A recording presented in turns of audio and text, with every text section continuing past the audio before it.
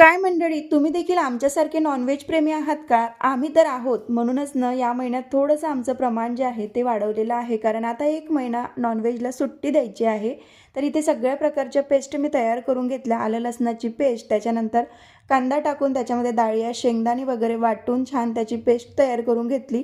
पालक आणि टमाटरसुद्धा ओट्यावर मी काढून घेतलेलं आहे आणि आता एक-एक करून ते सगळं करते. कुठलाच वेळ वाया जाऊ देऊ नये म्हणून मी काय करते, गंज ठेवते. गंजामध्ये तेल टाकलं की लगेचच आलं लसणाची पेस्ट आणि मसाला होतपर्यंत बाकीचे जे पालक आणि टमाटरची पेस्ट आहे ते मी करून घेते आणि छान असं तिखट मीठ मुरतपर्यंत मस्त ते पालकची पेस्ट वरून टाकली की वेळसुद्धा वाचतो आणि तेवढ्या वेळातनं मी बाकीचं जे काही आहे ते सुद्धा करून घेते.